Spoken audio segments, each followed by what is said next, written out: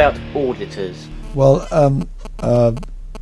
as a company of a certain size, of course, you have to have an annual company audit, and you have to employ a firm of accountants to do the audit. Now, all firms of accountants do audits, and it is something which, generally speaking, they don't like, because they don't seem to make as much money as they like to make out of audits. I mean, an audit is a government requirement of a company at a certain size, so you have to do it. There is no quality of audit in my view, it's just how cheaply you can get it done. To me, you know, a good accountant's worth his weight or her weight in gold, there's no doubt about that.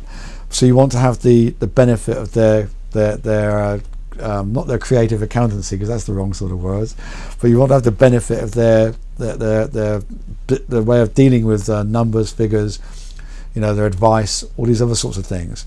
You don't want to pay them a lot of money for something which, you know, is a government requirement. But you have to be very careful with the companies that you hire to do your audit, because they might look for work within your audit to boost their profits one way or another, you know, to cause trouble for you.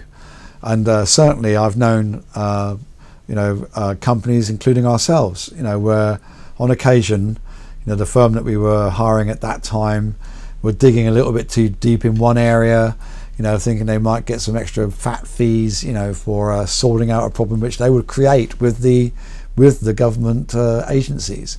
Certainly the law says these days that if your auditor sees something which they don't like, they have to report it to the government agency. And so I'll be very, very careful about, one, who you let do your audit, two, the price you pay for it, and three, what their advice is or what their views are on anything. You don't have to take their view. If you're a director of a company, we've discussed the duties of a director, the legal duties of a director, and say, for example, you're having an argument about the value of a freehold, which is particularly relevant to the net asset of the company, and it's important that they stick with the value at the top end of the situation to give your creditors comfort, or the insurance companies who are insuring your creditors comfort.